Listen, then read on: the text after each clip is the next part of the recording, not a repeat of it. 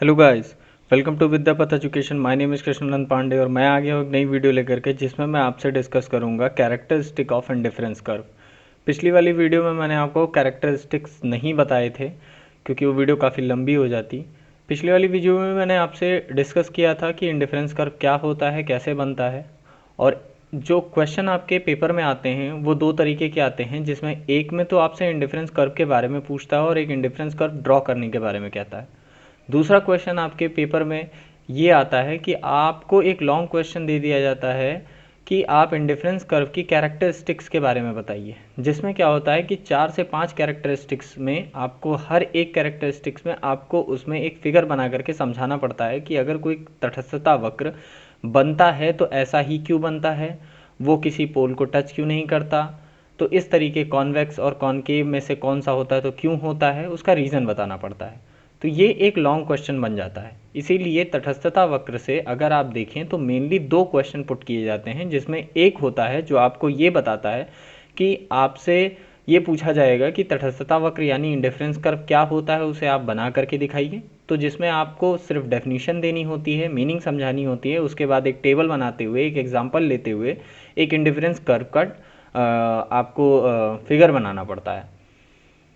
दूसरी तरफ अगर हम बात करें कि तटस्थता वक्र की विशेषताओं के बारे में जब आपसे पूछा जाता है कि विशेषता के बारे में बताइए, तो विशेषताओं में सबसे ज़्यादा जो ध्यान देने वाली चीज़ ये होती है कि जो भी इंडिफरेंस कर्व बनता है हमें उसके की फैक्टर्स के बारे में जानना बहुत ज़रूरी होता है कि वो कौन से ऐसे की फैक्टर हैं जो इंडिफरेंस कर्व को एक प्रॉपर शेप देते हैं, और अगर कोई दूसरा शेप इंडिफरेंस कर्व का बनता है तो वो इंडिफरेंस कर्व क्यों नहीं सही माना जाता है। ठीक है, तो इस वाली वीडियो में मैं आपसे डिस्कस करूंगा कि इंडिफरेंस कर्व एक प्रॉपर शेप में ही क्यों होते हैं। ठीक है, तो बिना देर किए वीडियो स्टार्ट करते हैं।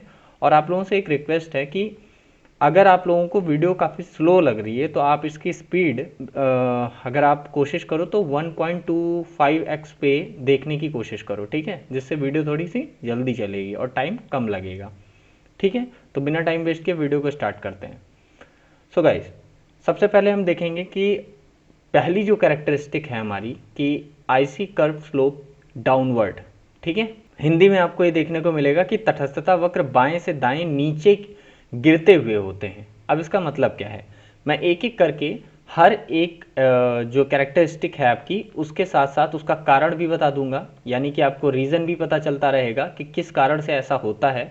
और दूसरी बात, आपको वो ड्रॉ करके देखना है, और इसके बाद इस वीडियो को देखने के बाद आप अपनी बुक खोल करके पढ़ाई करेंगे तो आपको पता चलेगा कि कैसे हमारे कॉन्सेप्ट बिल्ड हो रहे हैं। और कॉन्सेप्ट आपको सबसे ज़्यादा ज़रूरी है बिल्ड करना, क्योंकि पेपर में अगर आपको कॉन्सेप्ट याद है तो आप अपने आप लिख सकते हो। ठीक है, सबसे पहले हम देखेंगे कि जो तटस्थता वक्र होता है वो उसका वक्र बाएं से दाएं बोल रहा है। क्या बोल रहा है? बाएं से दाएं। यानी कि अगर आप जब फिगर ड्रॉ करते हो तो ऐसे फिगर ड्रॉ करते हो। ठीक है, ये आपका वाई एक्सेस होता है, ये आपका एक्स एक्सेस होता है।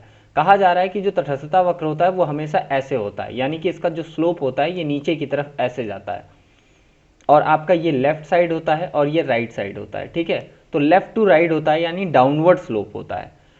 तो डाउनवर्ड स्लोप होता है ये तो हमें पता चल गया कि ये कैरेक्टरिस्टिक ऐसी है जो ये कहती है कि ये डाउनवर्ड स्लोप होता है, लेकिन क्यों होता है ये हमें नहीं पता चला। ठीक है, ये हमें नहीं पता चल रहा है कि ऐसा होता क्यों है, तो उसके पीछे का हम रीज़न समझने की कोशिश करेंगे कि रीज़न क्या है कि ऐसा तटस्थ वक्र क्यों बनता है।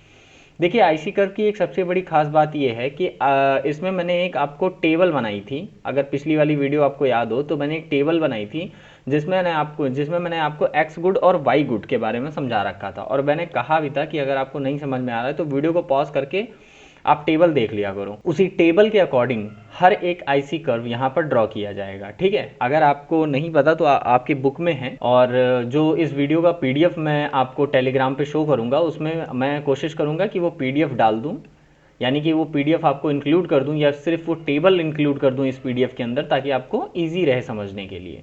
तो समझते हैं कि आईसी कर्व जो होता है ये हमेशा डाउनवर्ड स्लोप का क्यों बनता है, यानी कि एक आईसी कर्व डाउनवर्ड स्लोप के बनने के क्या रीज़न है। ठीक है, एक आईसी कर्व अगर डाउनवर्ड स्लोप का बन रहा है तो उसके कौन कौन से रीज़न हो सकते हैं। देखो भाई, रीज़न ये है कि एक आईसी कर्व मैं पहले ड्रॉ कर ले रहा हूँ। ये रहा आपका एक आईसी कर्व। ठीक है, ये एक आईसी कर्व है, ठीक, और ये आपका एक्स एक्सेस है और ये आपका वाई एक्सेस है और यहाँ पर आपका ऑरिजिन पॉइंट है। अब ये जो डाउनवर्ड स्लोप है, ऐसा रीज़न क्या है?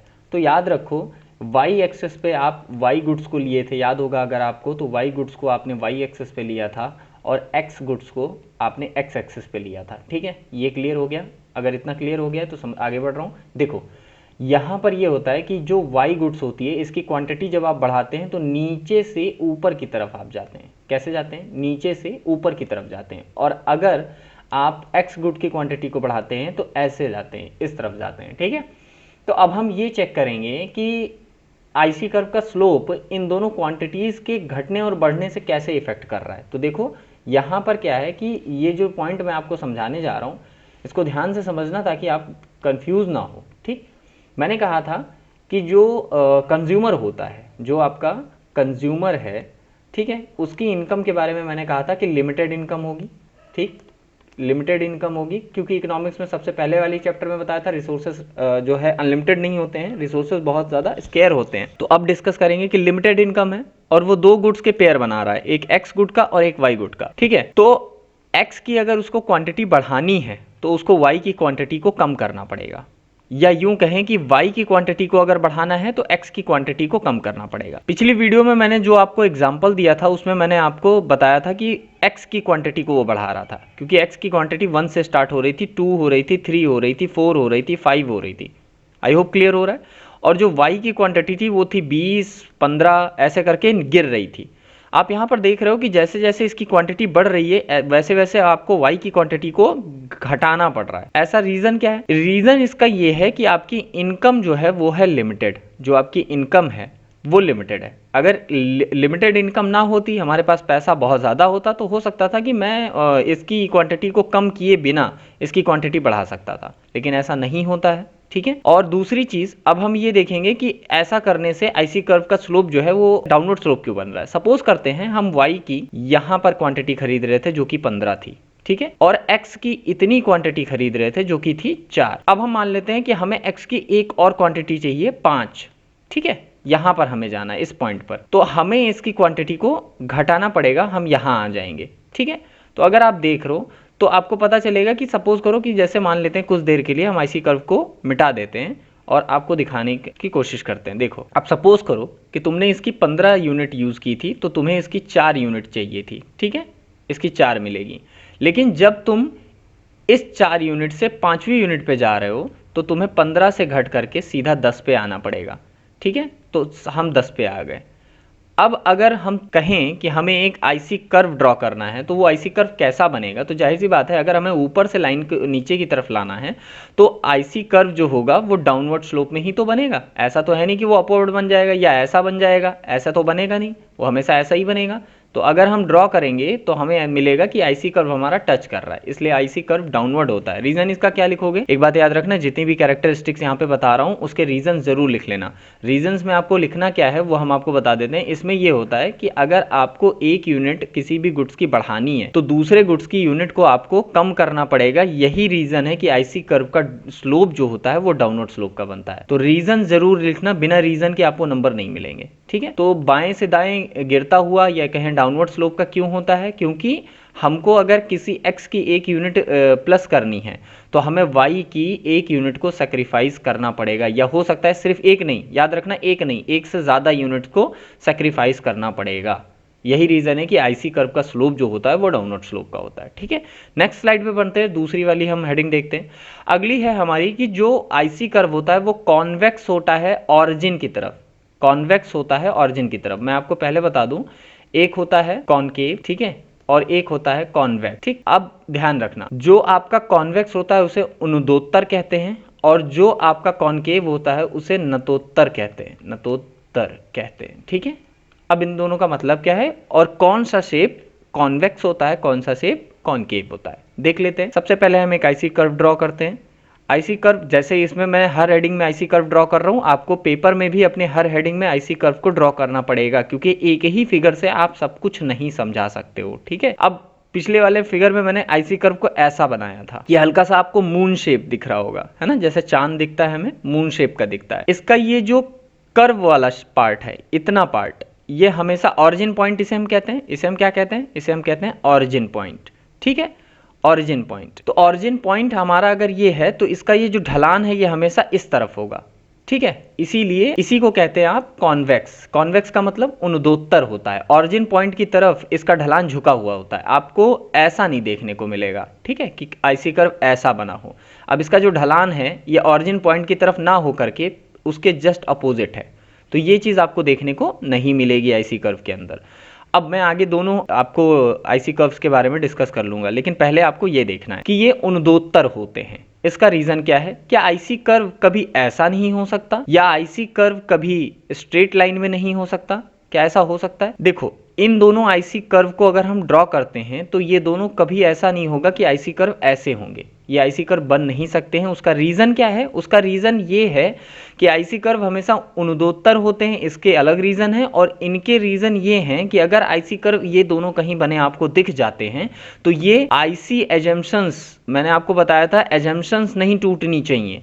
अगर आईसी एजम्पशंस टूटेंगी तो आपका पूरा सिद्धांत लागू नहीं होगा। आईसी एजम्पशंस के विरुद्ध होते हैं, इसलिए ऐसा आईसी कर्व देखना मुश्किल होता है। अब मैं आप बात कर लेता हूं कि आईसी कर्व उन्नदोत्तर क्यों होते हैं। देखो भाई, आईसी कर्व के उन्नदोत्तर होने का एक रीजन है, उसका रीजन है MRS।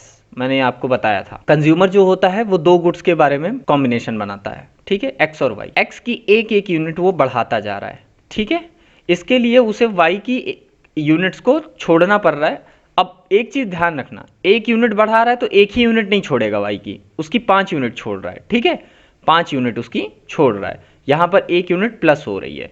तो अब इसके बाद हम देखें 10 हो जाएगी, फिर उसके बाद 6 हो जाएगी, फिर 5 पे आएंगे। तो अब हो सकता था अगर हम 5वीं यूनिट उसे ऑफर करते हैं तो हो सकता है वो इससे ज़्यादा ना करे, 5 पे 5 ही करे, क्योंकि मैंने ये भी बताया था कि जैसे जैसे वाई की यूनिट्स कम होती जाएंगी इसकी जो यूटिलिटी है, यानी इसकी जो यूटिलिटी का मतलब इसकी जो उपयोगिता है वो बढ़ने लगेगी। बढ़ने लगेगी क्यों? क्योंकि अब ये गुड्स कम हो रही है। और ये बहुत ही सिंपल सा लॉजिक है कि जो चीज़ें हमारे पास कम होती हैं उसकी यूटिलिटी हमें ज़्यादा हो जाती है, और जो चीज़ें हमारे पास प्रचुर मात्रा में या यूँ कहें एविडेंट होती हैं, बहुत ज़्यादा होती हैं, वो चीज़ें हमें कम यूज़फुल होती हैं। हम अक्सर देखते हैं कि जो चीज़ें ज़्यादा होती हैं हम उसकी यूटिलिटी हमारे लिए थोड़ी कम हो जाती है। बट एक बात ध्यान रखना है कि पैसे के मामले में ये नियम लागू नहीं होता है। पैसा जितना ज़्यादा होगा हमें उतनी ही ज़्यादा उसकी यूटिलिटी होगी। पैसा ज़्यादा होगा हम कभी ये नहीं कहेंगे कि अब हमें पैसा नहीं चाहिए, हम हमेशा कहेंगे भाई और दे दो हमें। ठीक है, तो इस बात का ध्यान रखना। अब मैंने कहा कि x की एक एक यूनिट बढ़ाता जा रहा है, तो एक चीज़ जरा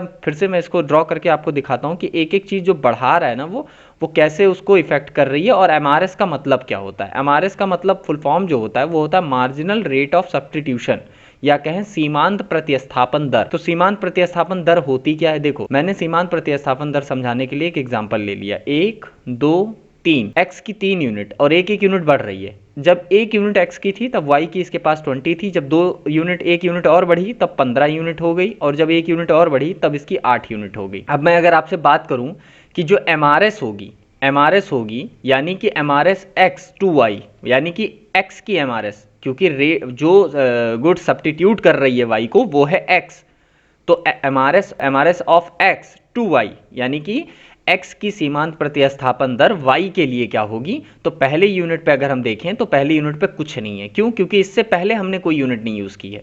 अब अगर हम सेकंड यूनिट पे देखें तो MRS निकल के आती है 5 यूनिट। क्यों? क्योंकि एक x की बढ़ाने के लिए हमें 20 से सीधा 15 पे आना पड़ा, तो 5 यूनिट हमें छोड़नी पड़ी।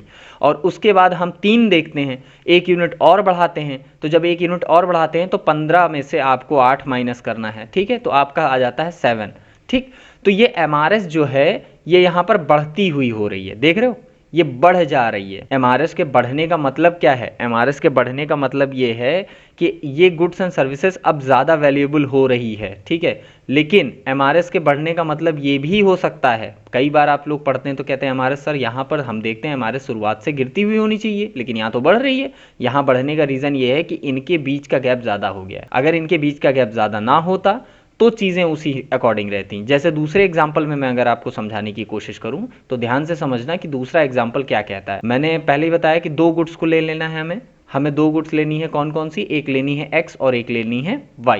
अब हम 2 गुड्स को लेके देखते हैं। सपोज करो हमारे पास एक x है और एक y है, इसकी 1 यूनिट, इसकी 2 यूनिट, इसकी 3 यूनिट और 4 यूनिट हमने ली। अब हम देख रहे हैं कि पहले 20 है, फिर 15 है, फिर 12 है, फिर आपको देखने को मिलेगा 10 है। अब MRS निकाल के देखो जरा, इसमें आएगा डैश, इसमें आएगा 5, ठीक है, इसमें आएगा 3, इसमें आएगा 2। MRS आप देख रहे हो गिरती हुई हो जा रही है।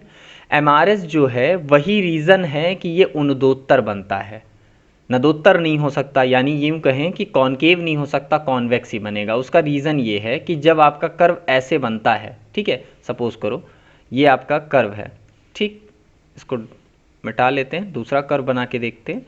अब ये आपका कर्व है, सपोज करो ये आपका एक कर्व है जो ऐसे प्रॉपर वे बन रहा है, ठीक है। इस कर्व में अगर आप देखोगे तो जब आप जैसे मान लो कि इतने से ये y की यूनिट्स हैं और ये x की यूनिट है, ठीक है, यहाँ पर x है, यहाँ पर y है। जब y की आप इतनी यूनिट छोड़ रहे हो तो x की इतनी यूनिट मिल रही है, फिर उसके बाद आपको इसकी ज़्यादा यूनिट छोड़नी पड़ रही है y की, और x की उतनी बढ़ पा रही है। इस तरीके से अगर हम देखें तो एक चीज़ आप ध्यान से देखो कि ये जो लाइन है, ये y एक्सिस के सामने वाली, इसके सामने वाली जो लाइन पड़ रही है, ये लाइन ये धीरे धीरे छोटी होती जा रही है, ठीक है। देखो यहाँ पर सिर्फ इतनी बड़ी लाइन है, यहाँ पर इतनी बड़ी लाइन है और यहाँ पर इतनी बड़ी लाइन है, ठीक है। तो कहने का मतलब क्या है, सबसे पहले 5, तो ये 5 का गैप दिखाती है। ये जो सीढ़ी बन रही है ना आपकी ऐसे करके ये सीढ़ी आपकी गैप दिखाती है, ठीक है। ये वाला गैप आप देखो तो ये 5 के बराबर है, फिर ये वाला गैप देखोगे तो ये 3 के बराबर है, फिर ये वाला गैप देखोगे ये 2 के बराबर है, और आगे चल के फिर ये गैप ही नहीं रहेगा, ये 1 के बराबर हो जाएगा, उसके बाद ये सीधा रहेगा। रीज़न उसका क्या है कि एक लिमिट के बाद वो y की यूनिट्स को छोड़ना ही नहीं चाहेगा, भले उसकी x की मिले या ना मिले, उससे कोई फर्क उसको नहीं पड़ेगा, इसीलिए ऐसा उनदोत्तर शेप में बनता है। अब हम दूसरी बात कर लेते हैं कि क्या नदोत्तर नहीं हो सकता, क्या स्ट्रेट नहीं हो सकता, और अगर नहीं हो सकता तो क्यों नहीं हो सकता। मैंने बताया था कि आपको सारी चीज़ें बतानी पड़ेंगी। अब हम बात कर लेते हैं कि क्या ऐसा कर्व नहीं देखने को मिल सकता IC का, बिल्कुल। अब अगर मैं बनाता हूँ इस कर्व को तो यहाँ पर MRS देखो, यहाँ पर ऐसे जाएगा MRS, ठीक है, उसके बाद ऐसे जाएगा, उसके बाद ऐसे जाएगा। अब आप देख रहे हो कि x की यूनिट बढ़ रही है तो y की MRS बढ़ती जा रही है। MRS हमेशा घटती हुई होनी चाहिए, ठीक है, जैसे अभी लास्ट वाले एग्जांपल में मैंने बताया। तो आप ये देखो कि यहाँ पर इसकी साइज देखो, फिर यहाँ पर इसकी साइज देखो और यहाँ पर इसकी साइज देखो, ये साइजें बढ़ती जा रही हैं और आपका जो x है उसकी साइज कम होती जा रही है। तो ऐसा नहीं हो सकता। अगर ऐसा होगा तो अक्सर आप ये देखोगे कि जो IC कर्व होगा वो नदोत्तर बनेगा, और नदोत्तर जैसे ही बनेगा वो IC की एक एजम्पशंस को तोड़ देगा। क्यों, कौन सी एजम्पशंस? कि अगर आपको एक फर्दर यूनिट किसी भी गुड्स की चाहिए तो आपको दूसरे गुड्स की एक या एक से ज़्यादा यूनिट को सेक्रीफाइस करना पड़ेगा, तभी आपको दूसरी यूनिट मिलेगी, अदरवाइज नहीं मिलेगी। और यहाँ पर वो एजम्पशन तोड़ी जा रही है, इसलिए ऐसा नहीं हो सकता, ठीक है। अब आगे हम बढ़ेंगे कि अब कौन देखना है। अब मैंने कहा था स्ट्रेट लाइन का देख लेते हैं। अगर हम ऐसे स्ट्रेट लाइन में एक कर्व बना दें और इसे कह दें कि सर ये IC कर्व है, तो जरा चेक करते हैं। अगर मैं देखूं तो आप देखने को आप पाओगे कि सर यहाँ पर जो हमारा वो बन रहा है वो सेम बनता जा रहा है। सेम कैसे बन रहा है? यानी MRS आपकी जो है वो सेम है। यानी कि अगर मैं बात करूं x और y, एक यूनिट इसकी 2, 3, 4 और इसकी 20, इसकी फिर 15, फिर इसकी 10, फिर इसकी 5, ऐसी कंडीशन में आपको जो IC कर्व मिलेगा वो कैसा मिलेगा? फ्लैट लाइन होगी एक। कैसे? फ्लैटर इसलिए नहीं हो सकता, आप देखना जरा, यहाँ पे अगर मैं बात करूँ तो कुछ नहीं, फिर यहाँ पर 5, फिर यहाँ पर 5, फिर यहाँ पर 5। आप ये देख रहे हो MRS जो है आपकी वो हर एक लेवल पे सेम है, यानी कि वो 5-5 यूनिट छोड़ता जा रहा है, और ऐसा हो ही नहीं सकता। ऐसा इसलिए नहीं हो सकता क्योंकि जैसे जैसे आप किसी चीज़ की यूनिट बढ़ाते हो, जैसे x की एक एक यूनिट बढ़ा रहे हो तो y की जो आप यूनिट छोड़ रहे हो उसको कम करते जाओगे, ऐसा नहीं है कि उसको ज़्यादा करते जाओगे। अब बहुत से बच्चे ऐसे सोच रहे हैं कि नहीं सर मैं तो ऐसा कर सकता हूँ। भाई आप ऐसा नहीं कर सकते। क्यों? क्योंकि हर एक यूनिट से मिलने वाली उपयोगिता सेम नहीं होती है। ये मैंने आपको law of diminishing marginal utility में भी बताया था कि आप एक रोटी खाओगे तो आपको 20 मिलेगी, यूटिलिटी मान लेते हैं, फिर दूसरी खाओगे तो दूसरी से हो सकता है सिर्फ 15 मिले, फिर तीसरी खाओगे तीसरी से सिर्फ 12 मिलेगी, क्योंकि आपका पेट भी तो भर रहा है भाई। तो यहाँ पर इस बात का ध्यान रखना है कि सेम नहीं होगी, और अगर सेम होगी तो ये फ्लैट यानी कि एक सीधी रेखा में आपको आईसी कर्व दिखेगा, जो कि एक एजम्पशंस को तोड़ करके बन रहा है, इसलिए ऐसा आईसी कर्व नहीं बन सकता। तो अब पॉइंट पे आते हैं कि कैसा आईसी कर्व बन सकता है। तो भाई देखो, आईसी कर्व हमेशा कॉन्वेक्स ही होगा, चाहे जितना आप कर लो, ये हमेशा ऑरिजिन पॉइंट की तरफ झुका हुआ होगा। ठीक है, हमेशा आईसी कर्व ऐसा देखने को मिलेगा। बात समझ में आ गई? ठीक है, चलो नेक्स्ट वाली टॉपिक पे बढ़ते हैं। अगला क्या है? अगला कह रहा है higher IC curve shows higher level of satisfaction. एक ऊंचा तटस्थता वक्र संतुष्टि के ऊंचे स्तर को बताता है। बिल्कुल बताता है भाई। देखो इसको मैं समझा देता हूं। जैसे एक आईसी कर्व हम यहां ड्रॉ कर रहे हैं, इसकी लाइन ही हमेशा मेरे से ड्रॉ तिरछी हो जाती है। चलो हम एक आईसी कर्व ड्रॉ कर रहे हैं और हम देखते हैं कि आईसी कर्व, ऊंचा वाला आईसी कर्व नीचे वाले आईसी कर्व से हमेशा ज़्यादा सेटिस्फैक्शन दिखा रहा है। जैसे सपोज करो ये है IC1, ठीक है, और ये IC2 है। बात समझ में आ गई? IC1 और IC2 क्या होते हैं? देखो, जो भी आईसी कर्व बनते हैं वो उपभोक्ता की इनकम पे बनाए जाते हैं। ठीक है, इनकम पे बनाए जाते हैं। इनकम का मतलब कैसे? जैसे सपोज करो उपभोक्ता की आय है 1000 रुपये, ठीक है, और एक्स वस्तु का प्राइस है 100 रुपये, एक यूनिट का, पर यूनिट का प्राइस है 100 रुपये, और वाई गुड्स की पर यूनिट का प्राइस है 50 रुपये पर यूनिट। अब मुझे आप ये बताओ कि अगर उपभोक्ता 1000 रुपये को एक्स और वाई पे खर्चा करना चाहता है तो कितनी यूनिट्स खरीद सकता है मैक्सिमम? तो चलो मैं मैक्सिमम देख लेता हूँ। मैं मान लेता हूँ कि x की वो मैक्सिमम कितनी ले पाएगा। तो x की मैक्सिमम निकालने के लिए आपको 1000 उसकी इनकम है और एक यूनिट का प्राइस 100 रुपये है, तो आपको इसको काट लेना है, यानी कि उसको मैक्सिमम x की 10 यूनिट ही मिल पाएंगी इतने में, अगर वो सारा पैसा खर्चा कर दे x पे। और अगर सारा खर्चा कर दे y पे तो कितनी मिलेगी भाई? पता कर लेते हैं। 1000 डिवाइडेड बाई 50, 1000 डिवाइडेड बाई 50, तो आपको पता चल गया कि सर उसकी 20 यूनिट उसको मिलेगी। ठीक है, जस्ट डबल मिल जाएगी। ये तो हो गई उसकी इनकम जब 1000 थी। अब दूसरा एग्जाम्पल लेते हैं, एग्जाम्पल नंबर 2, जिसमें मैं उसकी इनकम बढ़ा करके 2000 रुपये कर दे रहा हूँ और प्राइजेस हमेशा सेम रहेंगे। तो अब वो x की कितनी यूनिट खरीद पाएगा भाई? अब वो x की 20 यूनिट खरीद पाएगा और y की टोटल 40 यूनिट खरीद पाएगा, क्योंकि उसकी जस्ट डबल इनकम हुई है तो जस्ट डबल यूनिट्स बढ़ जाएंगी। आप एक चीज़ ध्यान दे रहे हो कि जब उसकी इनकम जो है, जब उसकी इनकम 1000 से 2000 हो गई तो परचेजिंग पावर भी तो बढ़ रही है उसकी। परचेजिंग पावर भी तो बढ़ी है उसकी कि नहीं बढ़ी है? तो परचेजिंग पावर जब बढ़ेगी तो हमेशा याद रखिएगा, अब ये वाला कॉम्बिनेशन जो बनाएगा वो इस कॉम्बिनेशन से हमेशा ज़्यादा होगा।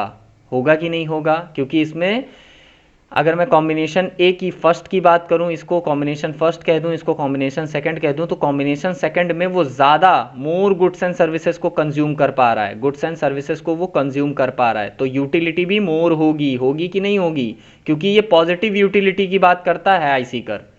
वो कहता है कि यूटिलिटी हमेशा बढ़ती है, नेगेटिव यूटिलिटी बहुत कम मिलती है, और यहाँ पर वो कम यूटिलिटी गेन कर पाएगा, क्योंकि यहाँ पर खाने को उसको अगर हम देखें तो 10 यूनिट मिलेगी और 20 यूनिट, यहाँ उसको 40 यूनिट मिल रही है और 20 यूनिट मिल रही है, जस्ट डबल। एक्स की जस्ट डबल हो गई और वाई की भी जस्ट डबल हो गई। तो जो पहला वाला कॉम्बिनेशन है, ये वाली सिचुएशन मैंने समझाई है, वो सिचुएशन रिलेटेड है इस वाले से, IC1 से, और जो ये दूसरी वाली सिचुएशन है, ये सिचुएशन आपकी रिलेटेड है IC2 से। तो अगर मैं बात करूं कि यहाँ पर एक कॉम्बिनेशन ऐसे बना हुआ है और इसका पॉइंट A नाम है, और दूसरा कॉम्बिनेशन यहाँ बना हुआ है, इसका पॉइंट है B नाम। ठीक है, तो पॉइंट A और पॉइंट B में डिफरेंस ये है बेटा कि पॉइंट A कंज्यूमर को लेस सेटिस्फैक्शन दे रहा है कंपैरिजन टू पॉइंट B, यानी कि point A is less than point B, या यूं कहें point B is greater than point A because of the satisfaction level, क्योंकि पॉइंट B जो है उस पर ज़्यादा गुड्स एंड सर्विसेज कंज्यूम कर पा रहा है, इसलिए उसको ज़्यादा यूटिलिटी, और पॉइंट A पे कम कर पा रहा है, इसलिए उसको कम यूटिलिटी। तो point B always greater than point A। ठीक है, याद रखना इस बात को। तो एक ऊंचा तटस्थता वक्र संतुष्टि के ऊंचे स्तर को इसलिए बताता है क्योंकि ऊंचे तटस्थता वक्र पे कोई अगर पॉइंट, सपोज करो, मैं तुमको इसको दूसरे एग्जांपल से समझा दे रहा हूं, ध्यान से समझना। एक आईसी कर्व बना हुआ है, सपोज करो ऐसे बना है और ऐसे बना है। एक सेकेंड, ये थोड़ा गलत हो गया है, इसको मिटा लेते हैं। ठीक है, अब देखते हैं कि एक आईसी कर्व ऐसे बना है और एक आईसी कर्व ऐसे बना है। इस पे एक पॉइंट है जिसका नाम है B, इस पे एक पॉइंट है जिसका नाम है A। A और B में क्या डिफरेंस है भाई? ए और बी में डिफरेंस ये है कि बी जो है वो ज़्यादा गुड्स एंड सर्विसेज को कंज्यूम करने की जो है क्षमता देता है, और ए जो है वो बी के कंपैरिजन में कम गुड्स एंड सर्विसेज की जो है उपभोग करने की क्षमता देता है। तो कंज्यूमर जो होता है वो जितना ज़्यादा कंज्यूम करेगा उसकी उपयोगिता उतनी ज़्यादा फुलफिल होगी। तो इसलिए ए पॉइंट और बी पॉइंट दोनों ही इस अंतर में अलग अलग हैं। दूसरी बात, IC1 आपको IC2 से हमेशा लेस सेटिस्फैक्शन गिव करेगा, इसलिए एक ऊंचा तटस्थता वक्र पीछे वाले तटस्थता वक्र से हमेशा ज्यादा सेटिस्फैक्शन दिखाता है। ठीक है, आई होप टॉपिक क्लियर हो गया। नेक्स्ट वाली स्लाइड पे बढ़ते हैं। अगला क्या है, तटस्थता वक्र कभी एक दूसरे को काटते नहीं हैं। IC डोंट टच और इंटरसेक्ट ईच अदर। टच का मतलब क्या, ये एक्सेस को लेकर के है कि टच नहीं कर सकता। ठीक है, चलो देख लेते हैं। कह रहा है कि तटस्थता वक्र कभी एक दूसरे को काटते नहीं और ना ही एक दूसरे को टच करते हैं। ठीक है, चलो देख लेते हैं। आईसी कर्व हम एक ड्रॉ करके देख लेते हैं कि आईसी कर्व कैसे बनेगा। अगर टच करेगा तो क्या रीजन है उसके, तो देखते हैं। ये सपोज करो एक आईसी कर्व मैंने बनाया है और दूसरा आईसी कर्व ऐसा बना दिया है। ठीक, ये IC1 है क्योंकि ये इधर से आया है, और ये IC2 है। मैंने इसमें दोनों सिचुएशंस डाल दी हैं कि पहली चीज तो वो टच भी कर रहा है, दूसरी चीज वो इंटरसेक्ट भी कर रहा है। टच कहाँ कर रहा है, देखो यहाँ पे टच भी कर रहा है और इंटरसेक्ट भी कर रहा है इस पॉइंट पर, ई पॉइंट पर। अभी जस्ट पीछे मैंने आपसे बताया कि हमेशा हायर आईसी जो होगा, जो हायर आईसी होगा, वो हमेशा लोअर आईसी से ज़्यादा सेटिस्फैक्शन दिखाएगा। अब इसी बात को यहाँ पर अगर मैं चेक करूँ तो ये एजम्पशंस फॉलो नहीं होगी। रीज़न क्या है, ये आईसी कर्व यहाँ पर एक पॉइंट ये है और यहाँ पर एक पॉइंट ये है, एक पॉइंट यहाँ पर है, सपोज करो यहाँ पर एक पॉइंट मैंने ले लिया और एक पॉइंट यहाँ मैंने ले लिया। अब मुझे ध्यान से देखो, देखो भाई, ए है और ये बी है, ये सी है और ये डी है।